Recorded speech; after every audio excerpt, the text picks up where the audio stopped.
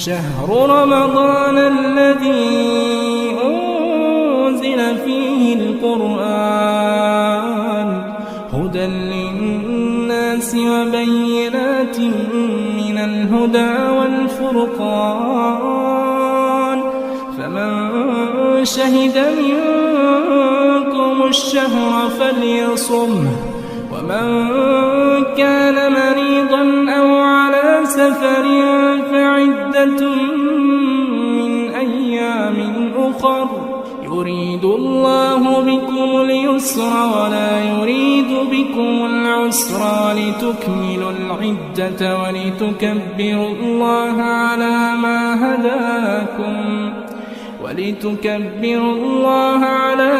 هداكم ولعلكم تشكرون. شهر رمضان الذي أنزل فيه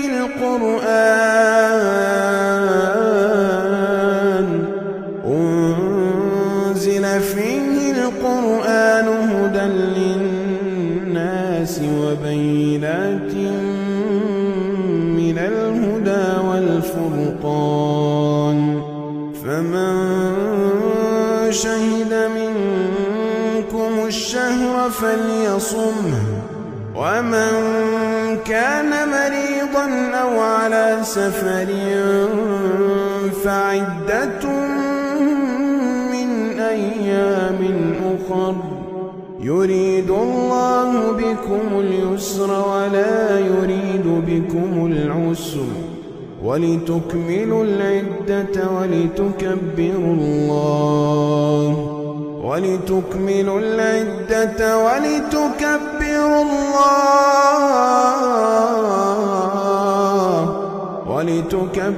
الله على ما هداكم ولعلكم تشكرون. وإذا سألك عبادي عني فإني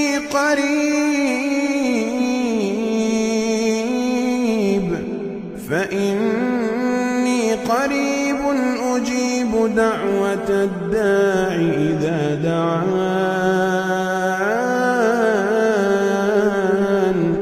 فليستجيبوا لي وليؤمنوا بي لعلهم يرشدون.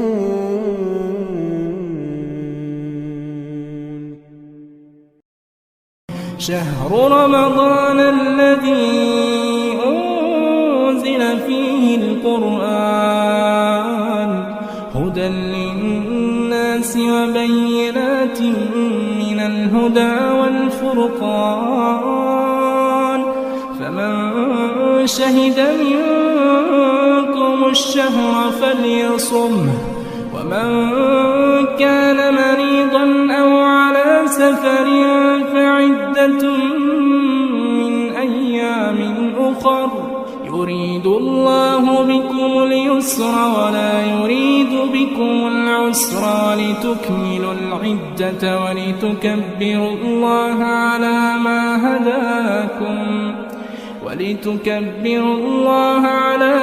هداكم ولعلكم تشكرون. أعوذ بالله من الشيطان الرجيم. بسم الله الرحمن الرحيم. رب اشرح لي صدري ويسر لي أمري واحلل عقدة من لساني يفقه قولي. ربنا زدنا علما اللهم فقهنا في الدين اللهم ثبتنا على القرآن. رمضان کریم کرنے کے کام اور تعارف قرآن میں آپ سب کو اہلاً و سہلاً و مرحباً بکم. رمضان کی اہمیت، قرآن کا نزول اور روزوں کی عبادت. سال کے 12 مہینے ہوتے ہیں. جب سے اللہ تعالیٰ نے آسمان و زمین کو پیدا کیا تب سے یہ نظام چلتا چلا آ رہا ہے. ان مہینوں میں سے ایک مہینہ اللہ تعالیٰ نے منتخب کیا. اس میں اللہ تعالیٰ نے اپنی تمام آسمانی کتابوں کو نازل کیا، جیسے کہ ابراہیم علیہ السلام کے صحیفے، تورات، زبور، انجیل، اسی طرح سے قرآن مجید۔ قرآن میں اللہ تعالیٰ کا فرمان ہے شہر رمضان الذی انزل فیہ القرآن، رمضان وہ مہینہ ہے جس میں قرآن کو نازل کیا گیا ہے۔ پورے قرآن کو اللہ تعالیٰ نے لوح محفوظ سے آسمان دنیا میں اتارا اور پھر حالات کی مناسبت سے تقریباً 23 سال کے عرصے میں اللہ تعالیٰ نے زمین پر رسول اللہ صلی اللہ علیہ وآلہ وسلم کے دل پر نازل کیا۔ یعنی سب سے پہلے قرآن کی وجہ سے رمضان کی اہمیت ہے۔ پھر اس مہینے میں اللہ تعالیٰ نے روزوں جیسی عبادت فرض کر دی ہے۔ روزوں کی وہ عبادت ہے، وہ اہمیت ہے کہ اللہ تعالیٰ نے قرآن میں ایک ہی جگہ پر پورا ٹاپک ڈسکس کیا۔ قرآن میں جیسے حج کا ٹاپک ہے، اس کو اللہ تعالیٰ نے سورۃ البقرہ میں بھی ایڈریس کیا ہے، سورۃ آل عمران میں بھی، سورۃ الحج میں بھی۔ اسی طرح سے نماز کے بارے میں ہم دیکھتے ہیں قرآن میں کئی آیات ہیں، کئی صورتیں ہیں جہاں پر بتایا گیا ہے، نماز کا حکم دیا گیا ہے، زکوٰۃ کا حکم دیا گیا ہے۔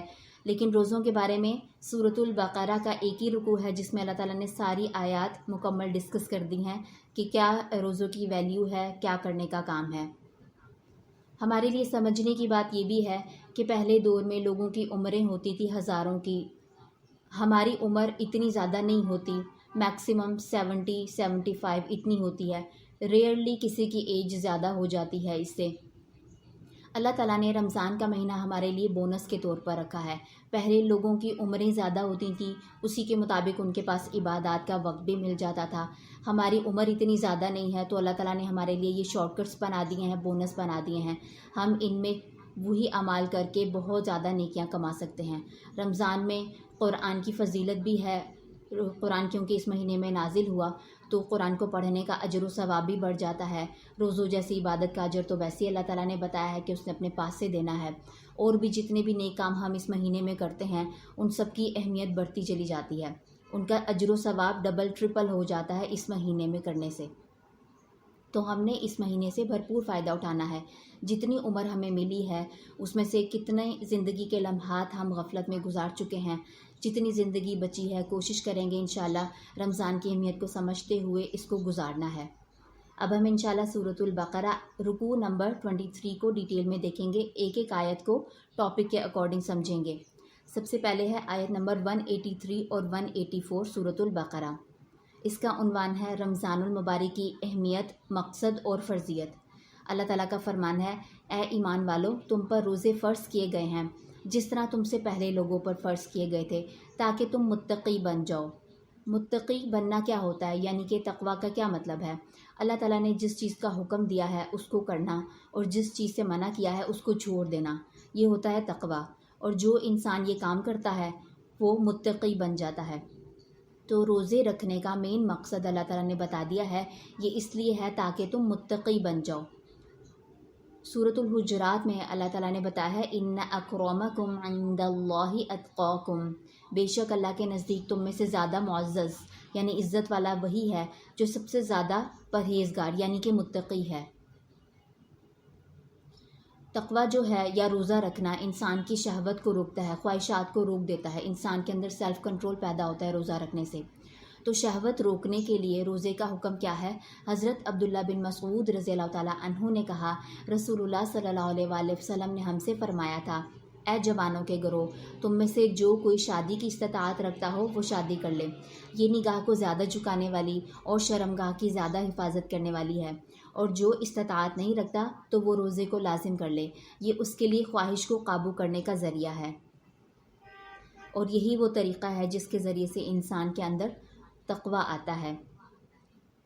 ایام معدودات، گنتی کے چند دن ہیں، روزے رکھنا گنتی کے چند دن ہیں۔ پھر جو کوئی تم میں سے بیمار ہو یا کسی سفر پر ہو تو دوسرے دنوں میں تعداد پوری کرنا ہے، اور ان لوگوں پر جو اس کی طاقت رکھتے ہوں فدیہ ہے ایک مسکین کا۔ پھر جو کوئی شخص خوشی سے کوئی نیکی کرے تو اس کے لیے بہتر ہے، اور یہ کہ تم روزہ رکھو تمہارے لیے یہی بہتر ہے اگر تم جانتے ہو۔ یعنی یہاں پر بتا دیا گیا ہے کس کے لیے آسانی ہے، جو بیمار ہے یا پھر کوئی سفر پر ہے۔ ہم کہتے ہیں کہ پہلے دور کے سفر بہت مشکل ہوتے تھے، صرف ان کی بات ہے، ایسا نہیں ہے۔ قرآن ہر دور کے لیے ہدایت ہے، اس میں اللہ تعالیٰ نے ہر دور کے لیے آسانی رکھی ہوئی ہے۔ ابھی بھی کوئی سفر پہ ہوتا ہے گھر میں، چاہے وہ بلینئر ہو، لیکن باہر جب وہ ٹریولنگ میں ہوگا، کسی بھی طرح کی ٹریولنگ ہو، ہر طرح سے وہ محتاج ہے، تو اس کے لیے بھی اللہ تعالیٰ نے آسانی کر رکھی ہے۔ روزے کے بدلے فدیہ دینے کا حکم۔ سلمہ بن اکو رضی اللہ تعالیٰ عنہ نے بیان کیا کہ جب یہ آیت نازل ہوئی تو جس کا جی چاہتا تھا روزہ رکھ لیتا تھا اور جس کا جی چاہتا تھا فدیہ دے دیتا تھا، یہاں تک کہ اس کے بعد والی آیت نازل ہو گئی۔ ابن عباس رضی اللہ تعالیٰ عنہما نے کہا کہ یہ آیت منسوخ نہیں ہے، اس سے مراد بوڑھا مرد یا بوڑھی عورت ہے جو روزے کی طاقت نہ رکھتی ہو، انہیں چاہیے کہ ہر روزے کے بدلے ایک مسکین کو کھانا کھلانا۔ اب یہاں جو بتایا گیا ہے فدیہ، مسکین کو کھانا کھلانا، یہ کوئی ایکسٹریم بوڑھا ہے، روزہ نہیں رکھ سکتا، کوئی بہت زیادہ بیمار ہے، لا علاج بیماری میں چلا گیا ہے، اس طرح کے لوگوں کے لیے اللہ تعالیٰ نے ایکسیپشن دے رکھی ہے کہ آپ فدیہ دے سکتے ہیں۔ فدیے میں یہ نہیں ہے کہ آپ خود گوشت کا کھانا کھاتے ہوں اور دوسروں کو دالیں دے دیں، ایسا نہیں ہے۔ جو آپ کھاتے ہوں گے وہی کسی کو کھلانا ہوگا، ایک وقت کا کھانا کھلانا ہوگا، یہی ایک روزے کا فدیہ ہو جائے گا۔ آیت نمبر 185، اس کا عنوان ہے رمضان کی اہمیت اور روزوں کی فرضیت اور شرعی احکام۔ اللہ تعالیٰ کا فرمان ہے، شہر رمضان الذی انزل فیہ القرآن۔ رمضان کا مہینہ وہ ہے جس میں قرآن نازل کیا گیا، جو انسانوں کے لیے ہدایت ہے اور ہدایت کی اور حق کی باطل کے درمیان فرق کرنے والی دلیلیں ہیں۔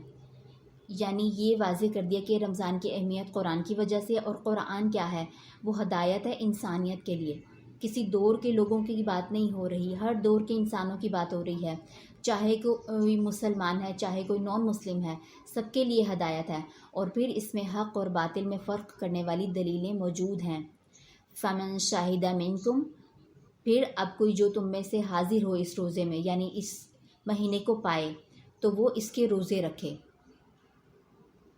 قرآن کی وجہ سے ہم نے دیکھ لیا کہ رمضان کی سب سے پہلے اہمیت ہے۔ قرآن اللہ سبحانہ و تعالیٰ کا انسانیت کے لیے آخری پیغام ہے، جو اللہ تعالیٰ نے نبی صلی اللہ علیہ وآلہ وسلم کے ذریعے سے ہم تک پہنچایا۔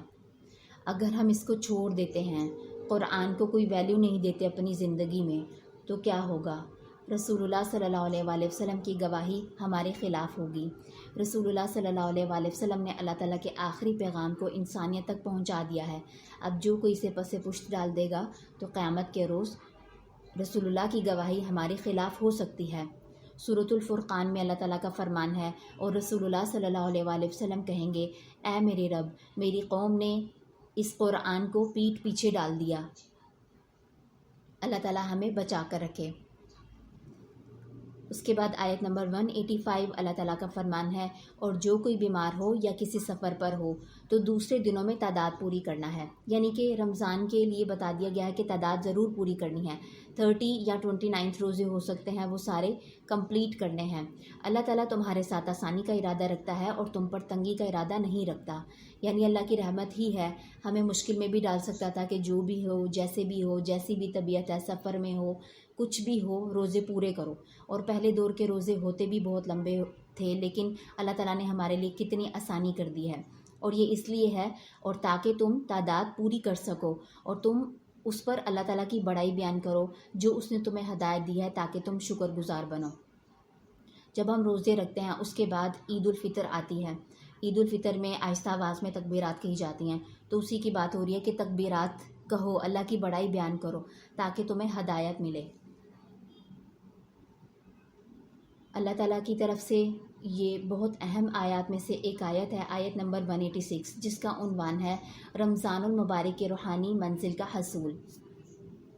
اللہ کا فرمان ہے، وَإِذَا سَأَلَكَ عِبَادِي عَنِّي فَإِنِّي قَرِيبٌ، اور جب میرے بندے آپ سے میرے بارے میں پوچھیں تو یقیناً میں قریب ہی ہوں۔ اجیب دعوت الداعی اذا دعان، میں ہر پکارنے والے کی پکار کا جواب دیتا ہوں۔ فلیستجیبوا لی ولیؤمنوا بی لعلہم یرشدون، ان کو بھی چاہیے تو لازم ہے کہ وہ میری بات مانیں اور مجھ پر ایمان لائیں تاکہ وہ ہدایت پائیں۔ انسان کا اللہ تعالیٰ کے ساتھ جو تعلق ہوتا ہے وہ رمضان میں زیادہ ہو جاتا ہے۔ کیوں ہوتا ہے؟ کیونکہ انسان اپنی حیوانی خواہشات کو کنٹرول کر رہا ہوتا ہے، اس کی روحانیت بڑھتی چلی جاتی ہے، اور اللہ سبحانہ و تعالیٰ نے کے ساتھ جو تعلق بنتا ہے وہ تعلق یک طرفہ ہو ہی نہیں سکتا۔ ہم دنیا میں کسی کے ساتھ کوئی تعلق بناتے ہیں، یک طرفہ کوئی تعلق نہیں ہوتا، دو طرفہ ہوتا ہے۔ اب ہم کہیں کہ اللہ تعالیٰ ہماری ساری ضروریات بھی پورا کرتا جائے، ہمارے لیے سب کچھ کرتا جائے، جیسے جو کام ہم چاہیں ویسا ویسا ہوتا چلا جائے، لیکن ہم بدلے میں اللہ کے لیے کچھ نہیں کریں گے، اس کو ویسا رسپانس نہیں کریں گے جو اللہ تعالیٰ کو ریکوائرڈ ہے۔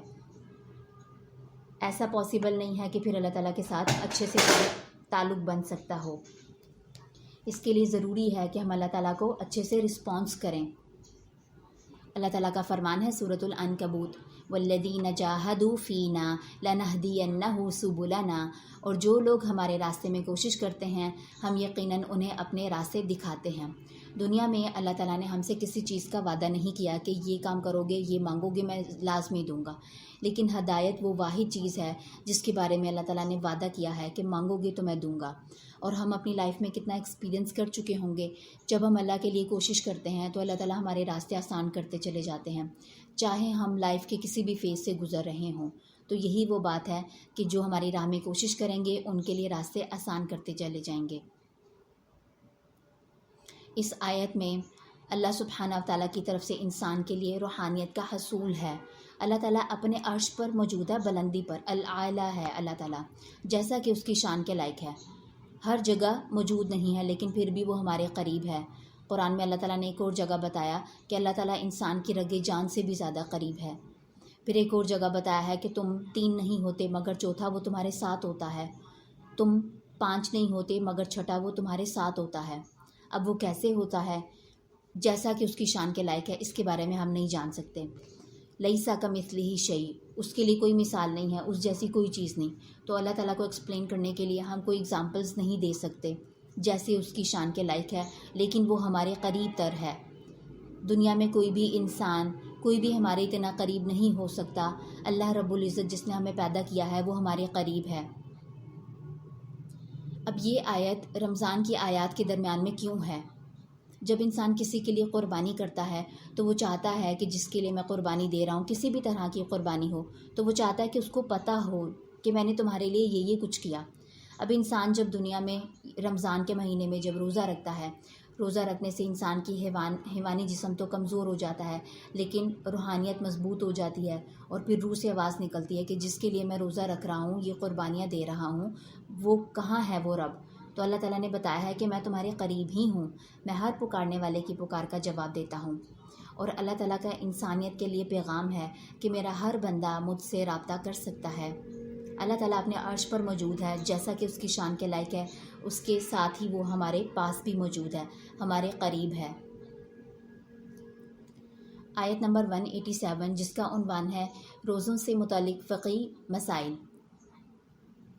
تمہارے لیے روزے کی رات میں اپنی عورتوں سے صحبت کرنا حلال کر دیا گیا ہے، وہ تمہارے لیے لباس ہیں اور تم ان کے لیے لباس ہو۔ اللہ تعالیٰ نے جان لیا ہے کہ تم اپنے آپ سے خیانت کرتے تھے، پھر اس نے تم پر مہربانی فرمائی اور اس نے تمہیں معاف کر دیا۔ حدیث ہے جب رمضان کے روزے کا حکم نازل ہوا تو مسلمان پورے رمضان میں اپنی بیویوں کے قریب نہیں جاتے تھے، اور کچھ لوگ اپنے آپ کو خیانت میں مبتلا کر لیا، کچھ لوگوں نے، یعنی اپنے جی میں محسوس کرتے تھے کہ ہم نے خیانت کی ہے، ہمیں یہ رمضان کے مہینے میں صحبت نہیں کرنی چاہیے تھی۔ اس پر اللہ تعالیٰ نے یہ آیت نازل فرمائی کہ اللہ نے جان لیا ہے کہ تم اپنے آپ کو خیانت میں مبتلا کرتے رہے تھے، بس اس نے تم پر رحمت سے توجہ فرمائی اور تمہیں معاف کر دیا ہے، یعنی رمضان کی راتوں میں ازدواجی تعلق قائم کیا جا سکتا ہے۔ اور اب تم ان سے مباشرت کرو اور اللہ تعالیٰ نے تمہارے لیے جو لکھ دیا ہے اسے طلب کرو، یعنی اولاد کے حصول کے لیے بھی کوشش کرو، اور کھاؤ پیو یہاں تک کہ تمہارے لیے سیاہ دھاگے سے فجر کا سفید دھاگا خوب ظاہر ہو جائے، پھر رات تک روزے کو پورا کرنا ہے۔ اب اس میں 2 باتیں بتائی گئی ہیں۔ ایک تو یہ بات بتائی گئی ہے کہ جیسے ہی فجر کا ٹائم سٹارٹ ہوتا ہے تو کیا ہوتا ہے، افق پہ وہاں سیاہی رہتی ہے لیکن اس کے کناروں پر سفیدی آ جاتی ہے، یعنی ہورائزن کے ایجز پر ہمیں وائٹنس جو ہوتی ہے اس کو کہتے ہیں سفید دھاگا، جبکہ اوپر کا آسمان سارا ڈارک ہی ہوتا ہے، وہ ہوتا ہے کالا دھاگا۔ جیسے ہی سفید دھاگا انٹر ہو، سلائٹلی سا ڈفرینس آئے آسمان کے کلر میں، وہیں سے پھر فجر کا ٹائم انٹر ہو جاتا ہے، تو تب تک اللہ تعالیٰ نے کہا ہے کہ تب کھانا پینا ہے، تب تک، اس کے بعد رات تک روزے پورے کرنے ہیں، شام تک روزے پورے کرنے کا نہیں کہا گیا۔ حدیث ہے کہ ایک صحابی نے ایک سفید دھاگا اور سیاہ دھاگا لیا، یعنی جب یہ آیت نازل ہوئی تو انہوں نے سفید اور سیاہ دھاگا لیا اور سوتے ہوئے اپنے ساتھ رکھ لیا۔ جب رات کا کچھ حصہ گزر گیا تو انہوں نے اسے دیکھا، ان دونوں میں کوئی تمیز نہیں ہوئی۔ جب صبح ہوئی تو عرض کیا، یا رسول اللہ صلی اللہ علیہ وآلہ وسلم، میں نے اپنے تکیے کے نیچے سفید اور سیاہ دھاگے رکھے تھے اور کچھ بھی نہیں ہوا۔ تو حضور صلی اللہ علیہ وآلہ وسلم نے اس پر بطور مذاق کے فرمایا، پھر تو تمہارا تکیہ بہت لمبا چوڑا ہوگا کہ صبح کا سفید خط اور سیاہ خط اس کے نیچے آ گیا ہے۔ یعنی مذاق میں بات یہ کی کہ آسمان کے جتنا تمہارا تکیہ لمبا ہوگا جس کے نیچے سفید اور سیاہ خط آ گیا ہے۔ آیت نمبر 187 میں اللہ تعالیٰ کا فرمان ہے، اور ان سے مباشرت نہ کرو جب تم مسجد میں اعتکاف کرنے والے ہو، یہ اللہ تعالیٰ کی حدود ہیں، سو ان کے قریب مت جانا۔ اسی طرح اللہ تعالیٰ لوگوں کے لیے اپنی آیات کھول کر بیان کرتا ہے تاکہ وہ متقی بن جائیں۔ سٹارٹ میں بھی ہم نے دیکھا کہ روزے اس لیے فرض کیے گئے ہیں تاکہ ہم متقی بن جائیں، اور اللہ تعالیٰ اپنی آیات کو کھول کر واضح کر دیتا ہے، اس لیے واضح کی ہیں تاکہ ہم متقی بن جائیں۔ ہم نے اللہ تعالیٰ کی یہ ساری واضح کی گئی آیات پر غور و فکر کرنا ہے اور اس پر عمل کرنے کی کوشش کرنی ہے۔ اللہ کی حدود جیسے ہم کہتے ہیں باؤنڈریز بن گئی ہیں، ہم ان باؤنڈریز کے قریب بھی جائیں گے تو کیا ہوگا؟ ہو سکتا ہے کہ ہم ان باؤنڈریز کو کراس کر گزریں۔ اسی لیے اللہ تعالیٰ نے جو لمٹس بتا دی ہیں کوشش کرنی ہے کہ اس کے پاس بھی نہ جائیں، ادروائز ہم اس کو کراس کر سکتے ہیں۔ آیت نمبر 188 انتہائی اہم آیات میں سے ایک آیت ہے۔ روزوں سے تقویٰ کے حصول کی اصل جانچ، یعنی کہ لٹمس ٹیسٹ ہے انسان کا، روزے کی اصل حقیقت کیا ہے۔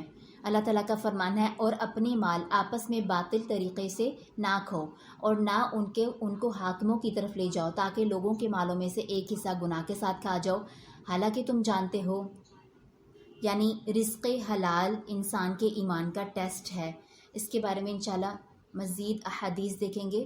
ہم دیکھتے ہیں کہ رمضان میں چیزیں بھی مہنگی ہو جاتی ہیں، ملاوٹ ہوتی ہے۔ رمضان کے علاوہ بھی انسان، کئی لوگ ہوتے ہیں جو زندگی گزار رہے ہوتے ہیں، حرام مال سے کمائی کر کے نیکی کے کام کر رہے ہوتے ہیں، لیکن اللہ تعالیٰ نے ہمیں واضح کر دیا ہے کہ حلال کمائی ہونا ضروری ہے۔ روزے جیسی عبادت کے لیے بھی انسان کے ایمان کا ٹیسٹ ہے بیسیکلی حلال کمائی۔ حلال اور حرام کے نظریے سے روزے پھر کس کے قبول ہوتے ہیں، احادیث کی روشنی میں جانتے ہیں۔ رزق حلال انسان کے ایمان کا امتحان ہے۔ حضرت ابو ہریرہ رضی اللہ تعالیٰ عنہ بیان کرتے ہیں کہ رسول اللہ صلی اللہ علیہ وآلہ وسلم نے فرمایا، لوگوں پر ایک ایسا زمانہ بھی آئے گا کہ آدمی اس بات کی پرواہ نہیں کرے گا کہ وہ حلال کما رہا ہے یا حرام طریقے سے۔ اور ہم دیکھتے ہیں کہ یہ وقت ہے جس میں کسی انسان کو پرواہ نہیں ہوتی، ان کے پاس بہت سارے لاجکس ہوتے ہیں کہ ہم اپنی اولاد کے لیے کما رہے ہیں، حلال طریقے سے کمانا جو ہے وہ آسان نہیں ہے، کچھ تو کرنا پڑے گا، جھوٹ بولنا پڑے گا، دھوکہ دینا پڑے گا، اس طرح کی باتیں کرتے ہیں۔ اللہ کے ہاں یہ ساری چیزیں قابل قبول نہیں ہیں۔ یہ بہت سینسٹیو معاملہ ہے جو اللہ تعالیٰ نے روزوں کے معاملے میں ڈسکس کیا ہے۔ روزوں کے ٹاپک میں اس ٹاپک کو اللہ تعالیٰ نے ڈیٹیل میں ڈسکس کیا ہے۔ حضرت نواس بن سمعان رضی اللہ تعالیٰ عنہ بیان کرتے ہیں کہ میں رسول اللہ صلی اللہ علیہ وآلہ وسلم سے نیکی اور گناہ کے متعلق دریافت کیا تو آپ نے فرمایا، نیکی اچھا اخلاق ہے، جبکہ گناہ وہ ہے جو تیرے دل میں کھٹکے اور تو ناپسند کرے کہ لوگ اس سے مطلع ہو جائیں۔ ہر انسان کو پتہ ہوتا ہے جب وہ غلط کام کر رہا ہوتا ہے، ایسا نہیں ہے کہ انسان انجانے میں ہی غلط کرتا چلا جاتا ہے اور اس کو کچھ پتہ نہیں چلتا، باطل طریقے سے کمائی کر رہا ہے اور اس کو پتہ ہی نہیں ہے وہ معصوم ہے، ایسا نہیں ہے۔ ہر انسان کے اندر ایک مفتی ہوتا ہے جو اس کو بتا رہا ہوتا ہے کہ یہ کسی کے ساتھ ناجائز ہے، کسی کا حق مارا جا رہا ہے، کسی کے ساتھ دھوکہ کیا جا رہا ہے، تو انسان کو خود پتہ ہوتا ہے۔ یہ پھر نیکی نہیں ہے، یہ بلکہ گناہ ہے جو انسان کو پتہ چل جائے اور لیکن وہ چاہتا ہو کہ یہ بات کسی اور کو پتہ نہ چلے۔ حضرت انس بن علی رضی اللہ تعالیٰ عنہ بیان کرتے ہیں کہ میں نے رسول اللہ صلی اللہ علیہ وآلہ وسلم سے یاد کیا، جو چیز تجھے شک میں ڈال دے اسے چھوڑ دے اور شک سے پاک چیز اختیار کر، کیونکہ سچائی میں اطمینان ہے اور جھوٹ میں شک ہے۔ بہت سارے لوگ سوالات کرتے ہیں کہ یہ کمائی اس طرح کی ہے، اس میں ڈاؤٹ ہے مجھے، لیکن کوئی بات نہیں، کرتے رہنا چاہیے، یا کیا کیا جائے اس کا۔ تو یہی بات ہے کہ جہاں پر آپ کو ڈاؤٹ ہو کہ اس میں کسی بھی طرح سے حرام کمائی آ سکتی ہے، وہاں پر چھوڑ دینا چاہیے اس کو ہر حال میں۔ اس کے باوجود ہم کہتے ہیں کہ ہم رسول اللہ کے امتی ہیں، یا رب تیرے رسول کے امتی ہیں، ہمیں ایسے ہی قبول کر لے۔ رسول اللہ صلی اللہ علیہ وآلہ وسلم کی لا تعلقی ہے۔ حضرت ابو ہریرہ رضی اللہ تعالیٰ عنہ سے روایت ہے کہ رسول اللہ صلی اللہ علیہ وآلہ وسلم اناج کے ایک ڈھیر کے پاس سے گزرے تو آپ نے اپنا ہاتھ اس میں داخل کیا تو آپ کی انگلیاں نم ہو گئیں۔ آپ صلی اللہ علیہ وآلہ وسلم نے فرمایا اناج والے یہ کیا ہے؟ اس نے عرض کیا اللہ کے رسول اس پر بارش ہو گئی تھی۔ آپ صلی اللہ علیہ وآلہ وسلم نے فرمایا تم نے اسے اناج کے اوپر کیوں نہیں رکھا تاکہ لوگ جان لیتے؟ جان لو جس شخص نے دھوکہ دیا وہ مجھ سے نہیں ہے، یعنی کہ وہ محبوب جس کے صدقے سے ہم اللہ کو کہتے ہیں کہ یا رب تیرے محبوب کے صدقے سے ہیں، لیکن محبوب کیا کہہ رہے ہیں کہ میرا دھوکہ دینے والے سے کوئی تعلق نہیں ہے۔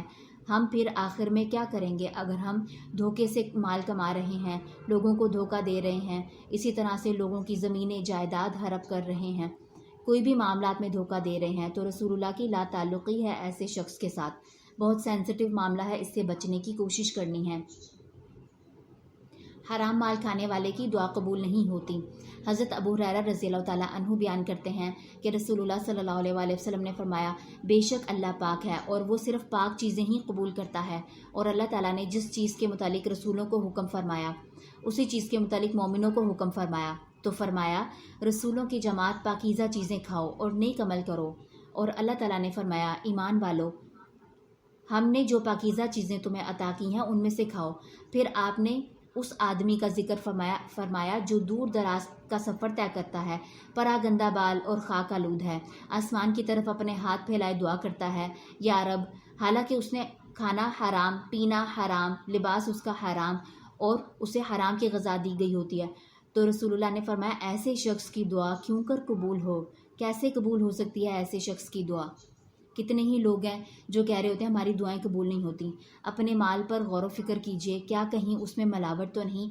کیا اس میں حرام مال شامل تو نہیں ہے؟ اللہ تعالیٰ سے دعا کرنی ہے، کوشش کرنی ہے کہ اللہ تعالیٰ ہمیں ایسے لقمے سے بھی بچا کے رکھے۔ اب ہم انشاءاللہ روزوں کی اہمیت، فضیلت، فرضیت اور روحانیت کے بارے میں جانتے ہیں احادیث کی روشنی میں، اور اپنے کرنے کے کاموں کے بارے میں سمجھیں گے۔ حدیث نمبر 1، اسلام کی بنیاد۔ حضرت ابن عمر رضی اللہ تعالیٰ عنہ بیان کرتے ہیں رسول اللہ صلی اللہ علیہ وآلہ وسلم نے فرمایا اسلام کی بنیاد 5 چیزوں پر رکھی گئی ہے: گواہی دینا کہ اللہ کے سوا کوئی معبود نہیں، وہی برحق ہے، اور یہ کہ محمد صلی اللہ علیہ وآلہ وسلم اس کے بندے اور اس کے رسول ہیں، نماز قائم کرنا، زکوٰۃ ادا کرنا، حج کرنا اور رمضان کے روزے رکھنا۔ یعنی ایک بلڈنگ ہوتی ہے، اس کی فاؤنڈیشنز ہوتی ہیں۔ اسلام جو ہے وہ بلڈنگ ہے، اس کی فاؤنڈیشنز ہیں یہ سب۔ اس میں سے ایک بھی فاؤنڈیشن گر جائے گی، ایک بھی بنیاد گر جائے گی تو پھر بلڈنگ کیسے اسٹیبل رہ سکتی ہے؟ چاہے وہ نماز ہو، چاہے زکوٰۃ ہو، حج ہو، رمضان کے روزے ہوں اور شہادت ہو۔ ہم دیکھتے ہیں کہ آج کتنی زیادہ ہماری نسل ایسی ہے جو رمضان کے روزے بلا وجہ چھوڑے ہوئے ہے، تو کیسے اسلام کی بنیاد کو قائم رکھ سکتے ہوں گے؟ کرنے کا کیا کام ہے؟ اسلام کی بنیادوں میں سے کسی ایک بنیاد کو بھی گرنے نہیں دینا، بلکہ اس کو اور مضبوط کرنے کی کوشش کرنی ہے۔ حدیث نمبر 2، آسمان کے دروازے۔ حضرت ابو ہریرہ رضی اللہ تعالیٰ عنہ بیان کرتے ہیں کہ رسول اللہ صلی اللہ علیہ وآلہ وسلم نے فرمایا جب رمضان آتا ہے تو آسمان کے دروازے کھول دیے جاتے ہیں۔ ایک اور روایت میں ہے کہ جنت کے دروازے کھول دیے جاتے ہیں اور جہنم کے دروازے بند کر دیے جاتے ہیں اور شیاطین کو جکڑ لیا جاتا ہے۔ ایک اور روایت میں ہے کہ رحمت کے دروازے کھول دیے جاتے ہیں، یعنی جیسے ہی رمضان سٹارٹ ہوتا ہے جنت کے، آسمان کے، رحمت کے دروازے کھول دیے جاتے ہیں۔ ہم نے کیا کرنا ہے؟ اللہ کی رحمت کو محسوس کرنا ہے، جس میں اللہ تعالیٰ کی رحمتیں نازل ہو رہی ہیں، اللہ کی مہربانیاں نازل ہو رہی ہیں۔ کرنے کا کام یہ ہے کہ رمضان میں اللہ کی رحمت کو محسوس کرنا ہے، اپنے گھروں کو پورا من بنانا ہے، رمضان کو سیلیبریٹ کرنا ہے۔ جیسے ہم دنیا کے کتنے معاملات ہیں ان میں سیلیبریشن رکھتے ہیں، بچوں کی برتھ ڈیز ہوں ان کو سیلیبریٹ کرتے ہیں، بڑے جو چیزوں کی امپورٹنس دکھاتے ہیں بچوں کو، بچے بھی اس کو ویلیویبل سمجھتے ہیں۔ اگر ہم برتھ ڈیز کو سیلیبریٹ کرتے ہیں، ان کو ویلیویبل سمجھتے ہیں، یا مختلف معاملات کو سیلیبریٹ کرتے ہیں، تو اسی طرح سے بچے بھی اس کو امپورٹنٹ سمجھتے ہوئے ان کو سیلیبریٹ کرتے ہیں۔ اگر ہم رمضان کو ویلیویبل سمجھتے ہوئے، نہ کہ کھانے کی مناسبت سے، آلدو بچوں کو ہم یہ سکھا سکتے ہیں کہ اچھا کھائیں گے پئیں گے، لیکن عبادات کے اسپیکٹ میں ہم نے انہیں سمجھانا ہے، سکھانا ہے، سیلیبریٹ کرتے ہوئے دکھانا ہے کہ یہ ہمارے لیے بہت ویلیویبل چیز ہے۔ جب ہم اس کو سیلیبریٹ کریں گے تو بچے بھی سیلیبریٹ کریں گے۔ رمضان کی سیلیبریشن کے لیے ہم کیا کر سکتے ہیں؟ ضروری نہیں ہوتا کہ گھروں میں سجاوٹ شروع کر دی جائے، بلکہ گھروں کا ماحول ایسا بنا لیا جائے جس میں زیادہ زیادہ نیکیاں کرنے کے مواقع ہوں. نماز پڑھنے کے لیے پراپر کوئی جگہ وہ تیار کی جائے، بچوں کو بتایا جائے کہ یہاں پر ہم تلاوت کیا کریں گے، ہم دعائیں پڑھا کریں گے، ہم نمازیں پڑھا کریں گے، اور اسی طرح سے باقی تسبیحات ان کی اہمیت کا بتایا جا سکتا ہے. پھر اور کیا کیا جا سکتا ہے، گھروں کی صفائی ستھرائی کی جا سکتی ہے. عبادات کے لیے کیا کیا چیزیں ریکوائرڈ ہیں، کیا کیا کرنا چاہیے، قرآن کو پڑھنا چاہیے، اس کے لیے پراپر ہم تیاری کر سکتے ہیں، اور اسی طرح سے سب کو ترغیب دلا سکتے ہیں. ہم نے نیت کرنی ہے، کوشش کرنی ہے کہ رمضان کو پراپر سیلیبریٹ کرنا ہے تاکہ ہمارے باقی گھر والے بھی اس کو ویلیویبل سمجھیں. حدیث نمبر 3، سرکش شیاطین کی قید. حضرت ابو ہریرہ رضی اللہ تعالیٰ عنہ بیان کرتے ہیں کہ رسول اللہ صلی اللہ علیہ وآلہ وسلم نے فرمایا، جب رمضان کی پہلی رات ہوتی ہے تو شیاطین اور سرکش جنوں کو جکڑ دیا جاتا ہے. جہنم کے دروازے بند کر دیے جاتے ہیں، ان میں سے کوئی دروازہ کھلا نہیں جاتا، اور جنت کے تمام دروازے کھول دیے جاتے ہیں، ان میں سے کوئی دروازہ بند نہیں کیا جاتا. اور منادی کرنے والا اعلان کرتا ہے، خیر و بھلائی کے طالب آگے بڑھ، اور شر کے طالب رک جا. اور اللہ کے لیے جہنم سے آزاد کردہ لوگ ہیں، اور ہر رات ایسے ہوتا ہے. ہم نے یہ جو سنا ہوگا کہ پہلا عشرہ جو ہے وہ رحمت کا ہے، دوسرا عشرہ مغفرت کا ہے، تیسرا عشرہ جو ہے وہ رہائی کا ہے. یہ سب جعلی روایات ہیں، اس کی کوئی سند موجود نہیں ہے. یہ حدیث کے ذریعے جو ہم نے پڑھی، اس میں تو بتایا جا رہا ہے کہ رمضان کی ہر رات میں رہائی ہو رہی ہے جہنم سے. پھر اسی طرح سے جو سرکش شیاطین کو جکڑ لیا جاتا ہے، ہمارا کنسیپٹ یہ ہے کہ شیاطین تو جکڑے گئے ہیں، اب لوگ برائی کے کام کیوں کرتے ہیں؟ وہ اس لیے کرتے ہیں کیونکہ انہوں نے جو 11 مہینے ہم پر محنت کی ہوتی ہے، وہ ہمارے اندر سے عادتیں کیسے ختم ہو سکتی ہیں ایک دم سے؟ ان سب کو ٹائم چاہیے. وہی ٹائم کے لیے، محنت کے لیے ہمارے پاس رمضان کا مہینہ آتا ہے تاکہ ہم بری عادتوں کو ختم کر سکتے ہوں. سرکش شیاطین کو جکڑ لیا جاتا ہے، لیکن جو چھوٹے موٹے شیاطین ہمارے ساتھ ہوتے ہیں وہ ہمارے ساتھ ہی ہوتے ہیں. جبکہ جو فرشتے ہوتے ہیں وہ منادی کر رہے ہوتے ہیں، یعنی ہمیں خیر و بھلائی کی طرف بلا رہے ہوتے ہیں مسلسل. جیسے شیاطین ہیں ہمارے دلوں میں وسوسے ڈالتے ہیں برائی کے کاموں کے لیے، اسی طرح سے فرشتے جو ہیں وہ ہمیں خیر کی طرف بلا رہے ہوتے ہیں. تو رمضان میں بھی وہ اسی طرح خیر و بھلائی کی طرف بلا رہے ہوں گے، برائی سے روکنے کے لیے کہہ رہے ہوں گے. کرنے کا کیا کام ہے؟ اپنی عادتوں کا جائزہ لینا ہے، یہ سوچتے ہوئے کہ شیاطین تو جکڑے گئے ہیں، تو میرے عمل میں کون سی ایسی بات ہے جو شیطانوں والی ہے، جو میرے اللہ کو سخت ناپسند ہے. پھر روزانہ کی بنیاد پہ خاص طور پر ایک نیکی کرنی ہے، اور اسی طرح سے بری عادت کو چھوڑنا ہے، یہ خاص طور پر ہے. ادروائز ہم ان جنرل تو بہت ساری نیکیاں کریں گے. نیکی کا مہینہ ہے، نیکیاں کمانے کا مہینہ ہے، ثواب کمانے کا مہینہ ہے. لیکن یہ کہ کانشیسلی آپ نے کوئی نہ کوئی ایسی عادت جو نیکی کی اچھی عادت ہے جو آپ کے اندر نہیں ہے، اس کو اڈاپٹ کرنا ہے، لکھنا ہے اپنے پاس. اسی طرح سے اپنی کوئی بری عادت لکھنی ہے کہ میں نے اس کو اس مہینے میں چھوڑ دینا ہے. حدیث نمبر 4، صغیرہ گناہوں کی معافی.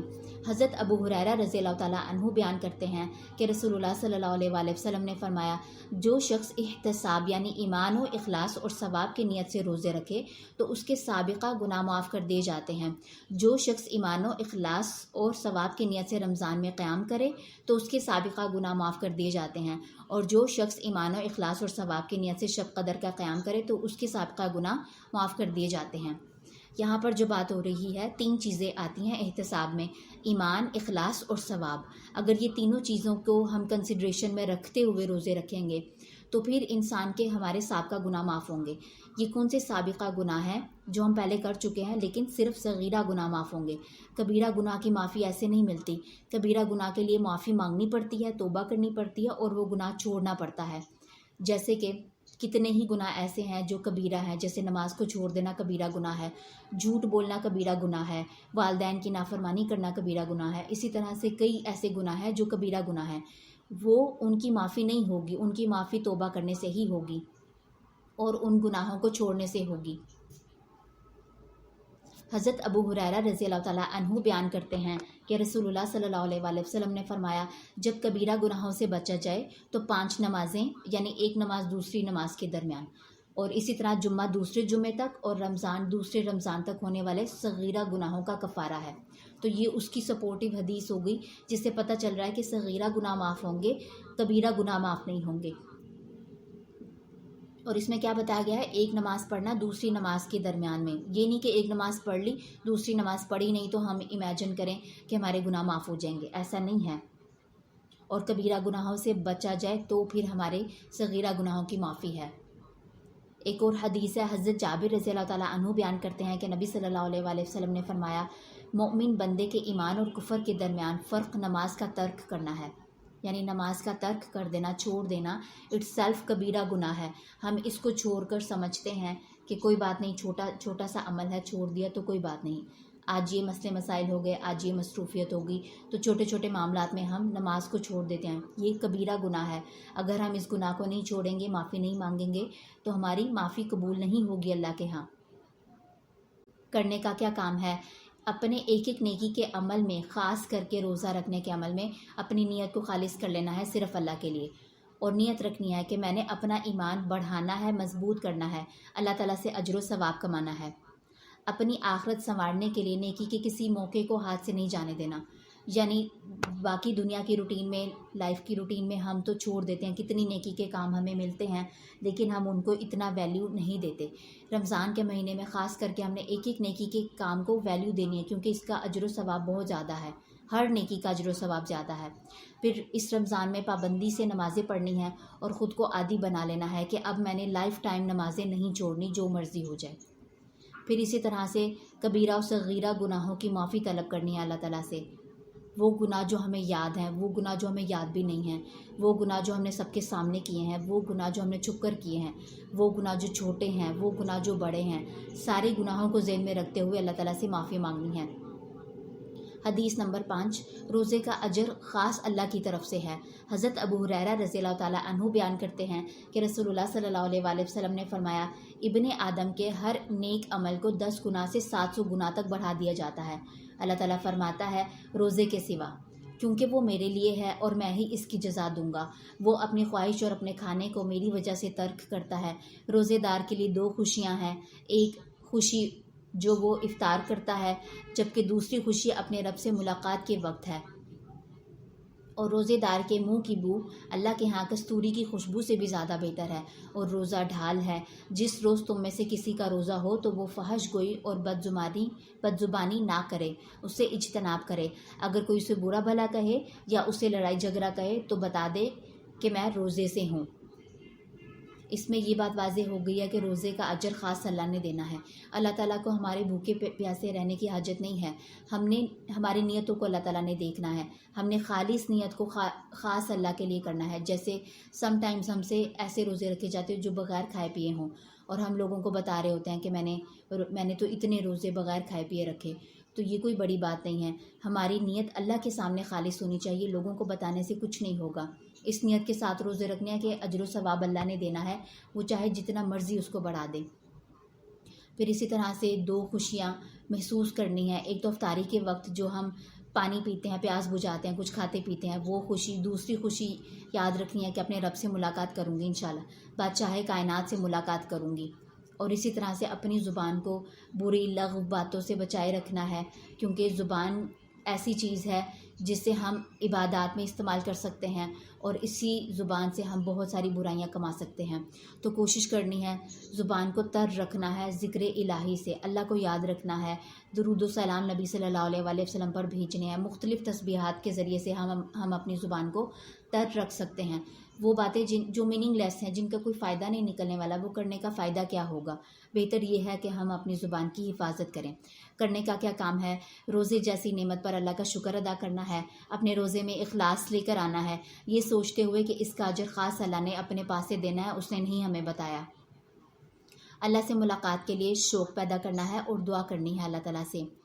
اپنی زبان کو ہر وقت اللہ کے ذکر سے تر رکھنا ہے، یہ سوچتے ہوئے کہ رمضان میں ایک ایک ذکر کا اجر و ثواب بہت زیادہ ہے۔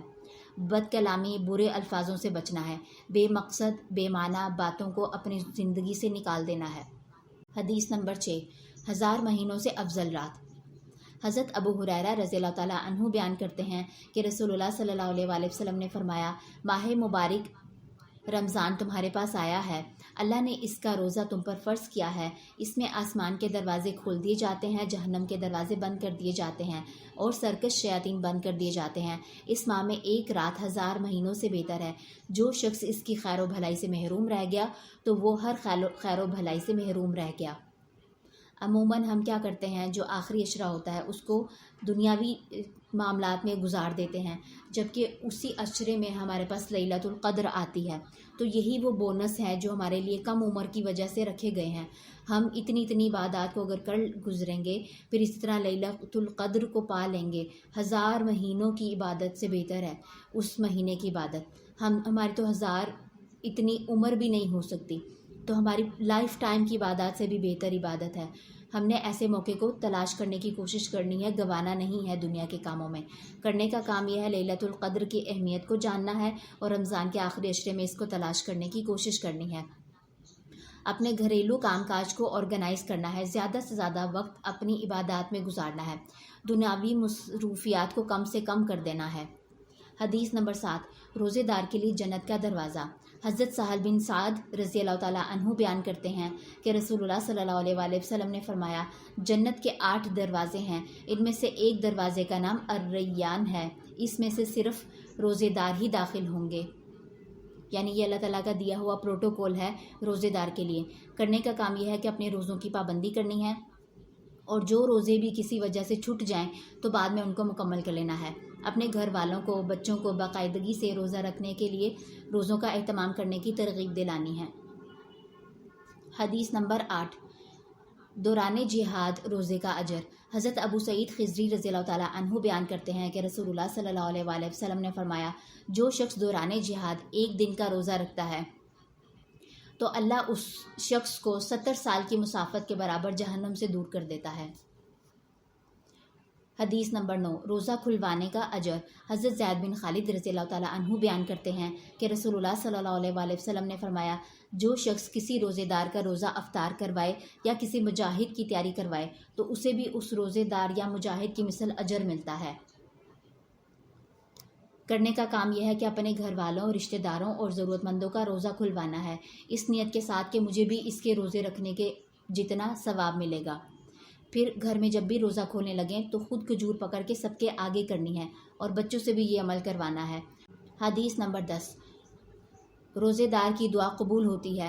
حضرت ابو ہریرہ رضی اللہ تعالیٰ عنہ بیان کرتے ہیں کہ رسول اللہ صلی اللہ علیہ وآلہ وسلم نے فرمایا، 3 آدمیوں کی دعا ضرور قبول ہوتی ہے، روزے دار جب وہ افطار کے وقت دعا کرتا ہے، عادل بادشاہ اور دعائے مظلوم۔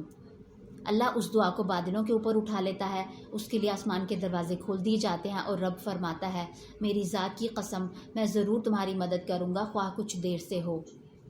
یعنی افطاری کے وقت میں دعائیں قبول ہوتی ہیں۔ روزے دار کی وہ دعا جو رد نہیں ہوتی۔ حضرت عبداللہ بن عمر رضی اللہ تعالیٰ عنہما سے روایت ہے کہ رسول اللہ صلی اللہ علیہ وآلہ وسلم نے فرمایا، روزے دار کے لیے روزہ کھولتے وقت ایک ایسی دعا ہوتی ہے جو رد نہیں ہوتی۔ عبداللہ بن ابی ملیکہ رحمۃ اللہ علیہ بیان کرتے ہیں کہ میں نے عبداللہ بن عمر رضی اللہ تعالیٰ عنہما کو روزہ افطار کرتے وقت یوں کہتے ہوئے سنا، اللہم انی اسألک برحمتک التی وسعت کل شیء ان تغفر لی۔ اے اللہ، میں تجھ سے تیری رحمت کے اس رحمت کے واسطے سے سوال کرتا ہوں جس نے ہر چیز کو گھیرے میں لے رکھا ہے، کہ تو میری مغفرت فرما دے۔ روزہ کھولنے کے بعد کی دعا۔ ابن عمر رضی اللہ تعالیٰ عنہ نے بیان کیا کہ نبی صلی اللہ علیہ وآلہ وسلم جب روزہ افطار کرتے تو یہ دعا پڑھتے، ذهب الظمأ وابتلت العروق وثبت الاجر ان شاء اللہ۔ پیاس چلی گئی اور رگیں تر ہو گئیں، اور اگر اللہ نے چاہا تو اجر ثابت ہو گیا۔ کرنے کا کیا کام ہے؟ افطار سے پہلے خود کو یا اپنے گھر کی خواتین کو کھانے پکانے کے معاملات میں مصروف نہیں رکھنا، بلکہ بھرپور دعائیں کرنے میں آسانی دینی ہے۔ خود بھی بھرپور دعائیں کرنی ہے، یہ سوچتے ہوئے کہ اس وقت دعائیں رد نہیں ہوتیں۔ زندگی میں آسانی کے لیے یا اپنی خواہشات کے لیے اللہ سے اللہ کی شان کے مطابق مانگنا ہے۔ اپنے والدین، اپنے اہل و عیال کی مغفرت کے لیے دعائیں کرنی ہیں۔ اللہ سے دعا کرنی ہے کہ ہماری زندگیوں کو ضائع ہونے سے بچا لے، ہمیں دین کی صحیح سمجھ عطا فرما دے، مرنے سے پہلے اور ساتھ میں اس پر عمل کرنے کی توفیق عطا فرمائے، ہمارے ذریعے سے بہت سارے لوگوں تک خیر کا عمل چلتا چلا جائے، اور ایسے اعمال کہ اللہ تعالیٰ ہمیں توفیق دے دے جو ہمارے لیے صدقہ جاریہ بن جائے اور اللہ تعالیٰ ہم سے راضی ہو جائے۔ حدیث نمبر 13، زمانے بھر کے روزے۔ حضرت ابو ایوب انصاری رضی اللہ تعالیٰ عنہ سے روایت ہے کہ انہوں نے حدیث بیان کی کہ رسول اللہ صلی اللہ علیہ وآلہ وسلم نے فرمایا، جو شخص رمضان کے روزے رکھے پھر اس کے بعد شوال کے 6 روزے رکھے تو گویا اس نے زمانے بھر کے یعنی مسلسل روزے رکھے۔ کرنے کا کام یہ ہے کہ رمضان کے بعد شوال کے 6 روزے رکھنے کی نیت کرنی ہے، یہ سوچتے ہوئے کہ ساری زندگی کے روزے رکھنے کے جیسا ہی ہے۔ حدیث نمبر 14، انسان کے بھوکے پیاسے رہنے کی اللہ کو حاجت نہیں۔ حضرت ابو ہریرہ رضی اللہ تعالیٰ عنہ بیان کرتے ہیں کہ رسول اللہ صلی اللہ علیہ وآلہ وسلم نے فرمایا، جو شخص روزے کی حالت میں جھوٹ اور برے اعمال ترک نہیں کرتا تو اللہ کو کوئی حاجت نہیں کہ وہ شخص اپنا کھانا پینا چھوڑ دے۔ کرنے کا کیا کام ہے؟ اپنی نوٹ بک پر اپنی بری عادتیں لکھنی ہیں جو اللہ تعالیٰ کو ناپسند ہیں، اور ان کو چھوڑنے کی نیت کرنی ہے۔ اللہ تعالیٰ سے دعا بھی کرنی ہے کہ یہ ساری وہ عادتیں یا وہ عادتیں جو مجھے نہیں سمجھ میں، وہ ساری کی ساری جو آپ کو ناپسند ہے، وہ ساری میرے اندر سے ختم کروا دیں۔ پھر رمضان میں برے اعمال، بری عادتوں کو اس نیت سے چھوڑنا ہے کہ اللہ تعالیٰ کو میرے روزوں کی حاجت نہیں ہے اگر میں نے برے اعمال نہیں چھوڑے تو۔ یہی وہ طریقہ ہے جس کے ذریعے سے ہم تقویٰ حاصل کر سکتے ہیں، اس کو اختیار کرنے کی کوشش کرنی ہے۔ یہ نہ ہو کہ ہمارے روزے، ہماری یہ ساری محنتیں، یہ ساری عبادتیں بس ایسے ہی جاگتے رہنے میں یا بھوکے پیاسے رہنے میں رہ جائیں۔ یہی وہ اعمال ہیں جو باقی رہ جائیں گے اگر ہم اپنی نیتوں کو خالص کریں گے اور اسی طرح سے برے اعمال کو اپنے اندر سے ختم کرنے کی کوشش کریں گے۔ اللہ تعالیٰ سے تقویٰ حاصل کرنے کی بھی دعائیں کرنی ہیں۔ حدیث نمبر 15، روزے دار کا اجر ضائع۔ حضرت ابو ہریرہ رضی اللہ تعالیٰ عنہ بیان کرتے ہیں، رسول اللہ صلی اللہ علیہ وآلہ وسلم نے فرمایا، کتنے ہی روزے دار ہیں جنہیں اپنے روزے سے صرف پیاس حاصل ہوتی ہے، اور کتنے ہی قیام کرنے والے ہیں جنہیں اپنے قیام سے جاگنے سے کے سوا کچھ حاصل نہیں ہوتا۔ اللہم احفظنا من ذالک، اللہ تعالیٰ ہمیں ایسے لوگوں سے بچا کے رکھے۔ ایسا نہ ہو کوئی عمل ہمارا ایسا ہو یا کوئی ایسی بری عادتیں ہوں کہ ہمارے یہ نیک اعمال بھوکا پیاسا رہنے کی حد تک رہ جائیں اور رات کا جاگنا صرف جاگنے تک ہی رہ جائے۔ کرنے کا کیا کام ہے؟ روزے کو بوجھ سمجھ کر نہیں رکھنا اور نہ ہی قیام اللیل کو بوجھ سمجھ کر کرنا ہے، بلکہ خوش دلی کے ساتھ، محبت کے ساتھ کرنا ہے، یہ سوچ کر کہ اللہ نے مجھے یہ توفیق دے رکھی ہے، یہ زندگی، یہ لمحات، یہ صحت دے رکھی ہے، یہ کبھی بھی جا سکتا ہے، یہ موقع جو اس وقت مجھے ملا ہوا ہے یہ کبھی بھی جا سکتا ہے میرے ہاتھ سے۔ پھر اپنے گھر والوں کے لیے آسانی کرنی ہے عبادات کرنے میں، اور رمضان کی رحمتوں سے فائدہ اٹھانے میں ایک دوسرے کے لیے آسانی کرنی ہے۔ یہ نہیں کہ صرف اپنی عبادات میں لگے رہیں کہ اپنی نیکیاں کماتے رہیں اور باقی گھر کی خواتین کو کچن میں مصروف رکھا، تنگی میں مصروف رکھا، اور اسی طرح سے لوگوں کے ساتھ برے تعلقات بھی بنا کے رکھے۔ ایسے کرنے کا کوئی فائدہ نہیں ہے۔ بہتر یہی ہے کہ جو ہم اللہ سے چاہتے ہیں اسی کے لیے دوسروں کے لیے بھی آسانی کریں، اسی کے مطابق۔ حدیث نمبر 16، انسان کی تباہ و بربادی۔ حضرت ابو ہریرہ رضی اللہ تعالیٰ عنہ بیان کرتے ہیں کہ رسول اللہ صلی اللہ علیہ وآلہ وسلم نے فرمایا، اس شخص کی ناک خاک آلود ہو جس کے سامنے میرا ذکر کیا جائے لیکن وہ مجھ پر درود نہ پڑھے، صلی اللہ علیہ حبیب۔ اس شخص کی ناک خاک آلود ہو جس کے پاس رمضان آ کر چلا گیا لیکن اس کی مغفرت نہ ہو سکے، اور اس شخص کی ناک بھی خاک آلود ہو جس کی زندگی میں اس کے والدین یا ان میں سے کوئی ایک بڑھاپے کو پہنچ گیا لیکن ان کی خدمت کر کے وہ جنت میں داخل نہیں ہو سکا۔ خاک آلود کا مطلب یہ ہوتا ہے کہ تباہ و بربادی۔ تو رسول اللہ کہہ رہے ہیں کہ ایسے انسان کے لیے تباہ و بربادی ہو جو رمضان کے مہینے میں بھی اپنی مغفرت، یہ تو بونس والا مہینہ تھا، اس میں بھی اپنی مغفرت نہیں کروا سکا اور اپنے والدین کی خدمت کر کے جنت نہیں کما سکا۔ کرنے کا کیا کام ہے؟ اس رمضان میں ہم نے نیت رکھنی ہے کہ اپنی مغفرت ہر صورت کروانی ہے۔ جتنے بھی ہم سے گناہ ہو چکے جانے انجانے میں، سارے گناہ کو اللہ کے سامنے رکھنا ہے، اللہ کو کہنا ہے کہ سارے معاف کریں۔ پتہ نہیں یہ وقت دوبارہ ملے گا زندگی میں یا نہیں ملے گا، یہ صحت ملے گی یا نہیں ملے گی۔ اپنے والدین کی بھرپور خدمت کرنی ہے اور اس کو اپنی زندگی کا حصہ ہمیشہ کے لیے بنا لینا ہے، کیونکہ یہ وہ شارٹ کٹس ہوتے ہیں جس کے ذریعے سے انسان جنت میں داخل ہو سکتا ہے۔ پھر اپنے والدین سے بد کلامی نہیں کرنی، ان کو دل سے راضی رکھنے کی کوشش کرنی ہے۔ ہم بعض دفعہ بہت سارے ایسے اعمال کر رہے ہوتے ہیں اور سمجھتے ہیں کہ ہمارے والدین تو راضی ہیں، میں نے تو ان کے لیے یہ بھی کیا یہ بھی کیا۔ کیا وہ دل سے ہم سے راضی ہیں؟ اس کے اوپر اب ہم نے محنت کرنی ہے۔ پھر اپنے والدین کی خدمت خود کرنی ہے، اپنی زوجہ کی ذمہ داری نہیں لگانی، کیونکہ آپ کو اپنی والدین کی خدمت کر کے آپ کو اجر ملے گا، آپ کی زوجہ کو نہیں ملے گا۔ ہاں البتہ اگر وہ آپ کے والدین کی خدمت کر دیتی ہے تو پھر آپ کو اس کا شکر گزار رہنا ہے، اپنے والدین کا آپ نے خود اللہ کو جواب دینا ہے، اسی لیے خود ہی ان کی خدمت کرنی ہے۔ اگر کوئی آپ کے والدین کی خدمت کر دیتا ہے تو اس کا شکر گزار رہنا ہے۔ حدیث نمبر 17، قیامت کے دن روزہ اپنے روزہ رکھنے والے کے حق میں سفارش کرے گا۔ حضرت عبداللہ بن عمر رضی اللہ تعالیٰ عنہ سے روایت ہے کہ رسول اللہ صلی اللہ علیہ وآلہ وسلم نے فرمایا، روزہ اور قرآن بندے کے لیے سفارش کریں گے۔ روزہ عرض کرے گا، اے رب، میں نے دن کے وقت کھانے پینے اور خواہشات سے اسے روکے رکھا، اس کے متعلق میری سفارش قبول فرما۔ اور قرآن عرض کرے گا، میں نے اسے رات کے وقت سونے سے روکے رکھا، اس کے متعلق میری سفارش قبول فرما۔ ان دونوں کی سفارش قبول کر لی جائے گی۔ یعنی کتنی اہم بات ہے یہ کہ روزہ جو ہم اتنی محنت کر رہے ہیں، اللہ کے لیے محنت کر رہے ہیں، قیامت کے روز یہ ہمارے حق میں گواہی دے گا۔ اسی طرح سے قرآن کی گواہی بھی ہمارے حق میں ہوگی۔ کب ہوگی، کس کے لیے ہوگی؟ جس نے قرآن کو پڑھا ہوگا، جس نے قرآن کے ساتھ تعلق بنایا ہوگا، اس کو سمجھا ہوگا، اس پر عمل کیا ہوگا، اور جس نے روزے رکھے ہوں گے۔ آج ہماری کتنی نسلیں ایسی ہیں، یا ہم ہی میں سے کتنے لوگ ایسے ہیں جو بلا وجہ چھوٹی چھوٹی باتوں پر روزہ چھوڑے ہوئے ہیں۔ پھر دکھاوے کا روزہ رکھنا شرک ہے۔ حدیث نمبر 18، حضرت شداد بن اوس رضی اللہ تعالیٰ عنہ بیان کرتے ہیں کہ میں نے رسول اللہ صلی اللہ علیہ وآلہ وسلم کو فرماتے ہوئے سنا، جو شخص دکھلاوے کی خاطر نماز پڑھتا ہے تو اس نے شرک کیا، جو شخص دکھلاوے کی خاطر روزہ رکھتا ہے تو اس نے شرک کیا، اور جو شخص دکھلاوے کی خاطر صدقہ کرتا ہے تو اس نے شرک کیا۔ اب یہاں پر سمجھنے کی بات یہ ہے کہ یہ تو وہ اعمال ہیں جو ہم اللہ کے لیے کر رہے ہیں، روزہ تو اللہ کے لیے رکھ رہے ہیں، نماز کی عبادت بھی اللہ کے لیے کر رہے ہیں، وہ شرک میں کیسے چلا گیا؟ شرک میں ویسے چلا گیا جہاں پر ہم اس کو خالص اللہ کے لیے نہیں کر رہے۔ ہم یہ نیت رکھے ہوئے ہیں کہ میں نماز پڑھ رہی ہوں، لوگ کہیں گے کتنی نمازی ہے، کتنی نیک ہے، یا کوئی پاس بیٹھا دیکھ رہا ہے تو ہم اپنی نماز بہت اہتمام سے پڑھنا شروع کر دیں، اکیلے ہوں تو جلدی جلدی پڑھ کر فارغ ہو جائیں، تو اس کو اللہ تعالیٰ نے شرک کی کیٹیگری میں بتا دیا ہے۔ اسی طرح سے دکھاوے کا روزہ، ہم کہہ رہے ہوتے ہیں بعض دفعہ کہ سارے روزے رکھے، کوئی روزہ نہیں چھوڑا، میں نے تو سارے روزے رکھے، اور ایسے روزے بھی رکھے جو بغیر کھانے پینے کے رکھے۔ تو یہ ساری چیزیں کیا ہیں؟ کسی کو بتانے کی، دکھانے کی نہیں ہیں۔ کرنے کا کیا کام ہے؟ اپنے نیکی کے اعمال میں دکھاوے کو بالکل ختم کر دینا ہے۔ جب جب شیطان دل میں وسوسہ ڈالے کہ تم تو بہت نیک بن گئی ہو، تم نے سارے روزے رکھ لیے، تم نے کتنی بری عادتیں چھوڑ لیں، ساری نمازیں پڑھی، تو پھر اللہ تعالیٰ سے پناہ مانگنی ہے شیطان کی کہ یا رب اپنی حفاظت میں لے لے۔ اور اسی طرح سے مختلف ٹائم میں جب بھی بار بار ہمارے ذہن میں یہ وسوسہ آئے تو لا حول ولا قوت الا باللہ، اس کو بھی پڑھ لینا ہے۔ خود کو یاد کرانا ہے کہ یہ رمضان میری زندگی کا آخری رمضان بھی ہو سکتا ہے، یہی سوچتے ہوئے عبادات کرنی ہے۔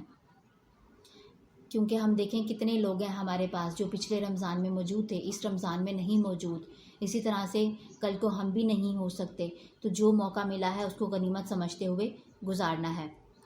اپنی صحت، اپنی جوانی، اپنے وقت کو غنیمت سمجھنا ہے اور اللہ کی راہ میں لگانے کے ارادہ رکھنا ہے۔ دین کو سمجھتے ہوئے، اس پر عمل کرتے ہوئے، لوگوں تک پہنچاتے ہوئے زندگی گزارنے کی نیت کرنی ہے اور کوشش کرنی ہے۔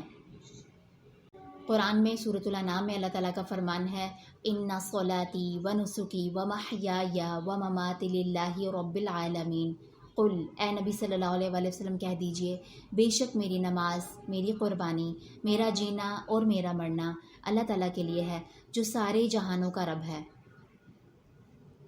یعنی ہم جو اپنی زندگی میں نمازیں پڑھتے ہیں، قربانیاں دیتے ہیں کسی بھی لحاظ سے، چاہے وہ عید الاضحیٰ کی قربانی ہے یا ہم اپنا وقت بھی قربان کرتے ہیں، اپنی صحت، اپنا وقت، اسی طرح اپنی عمر کو قربان کرتے ہیں، دین کے راستوں میں لگاتے ہیں، تو ہمارا جینا مرنا سب کچھ اللہ کے لیے ہے۔ دنیا کی چھوٹی کمتر مخلوقات کو کیوں ڈیڈیکیٹ کریں، اپنی ساری محنتیں، ساری کوششیں کیوں ضائع کریں؟ رب کائنات، بادشاہ کائنات کے نام کریں اپنا جینا، اپنا مرنا۔ آئیے بادشاہ کائنات کے لیے اپنی زندگی کو خالص کریں۔ وہ رب جو اتنی شان و شوکت والا ہے کہ کائنات کی ایک ایک مخلوق اس کے سامنے جھکی ہوئی ہے اور اس کی تسبیح کر رہی ہے، وہ ہمارا رب ہے۔ وہ رب، ہم دیکھتے ہیں دنیا میں کوئی بھی بڑے عہدے پر پہنچتا ہے، ہم اس کے ساتھ بتانا اپنے آپ کو قابل فخر سمجھتے ہیں کہ میرا تو اس کے ساتھ بھی تعلق ہے، میرا اس کے ساتھ بھی کنیکشن ہے، وہ کتنے بڑے عہدے پر فائز ہے۔ تو اللہ رب العزت اتنے بڑے عہدے پر موجود ہے جس کے سامنے پوری کائنات جھک رہی ہے، ہم اس پر پراؤڈ کیوں فیل نہیں کرتے؟ اللہ سبحانہ و تعالیٰ کائنات کی ہر مخلوق اس کی تسبیح کر رہی ہے، چرند پرند ہوں، انسانوں کے لیے اللہ تعالیٰ نے ڈیوٹی لگائی ہے، ان کو کہا ہے کہ تسبیحات کریں، ہر مخلوق اس کی تسبیح کر رہی ہے، تو انسان کیا کر رہا ہے؟ وہ رب ہے ہمارا جس نے اس دنیا میں ہمیں پیدا کر کے قابل قدر بنایا ہے۔ وہ نہ پیدا کرتا تو ہم کیا کر سکتے تھے؟ اس نے ہمیں اتنی زیادہ نعمتیں دی ہیں، رمضان جیسی نعمت دی ہے، ہمارے وجود کو برقرار رکھنے کے لیے کتنی نعمتیں دے رکھی ہیں۔ اس کی نافرمانی کر کے، اس کو چھوڑ کر کہاں چلے جانا ہے؟ ہم نے اسی کے پاس سے ہم آئے ہیں، اسی کے پاس لوٹ کر چلے جانا ہے۔ کتنے پیارے ہمارے جا چکے ہیں اس کے پاس، ہم نے بھی چلے جانا ہے۔ آئیے اپنی زندگی کو، اپنی قربانیوں کو، اپنی عبادات کو اپنے رب کے نام کریں، اس کے لیے خالص کریں۔ یہی وہ اعمال ہیں جو باقی رہ جائیں گے، ورنہ جسم تو سب مٹی ہو جائیں گے۔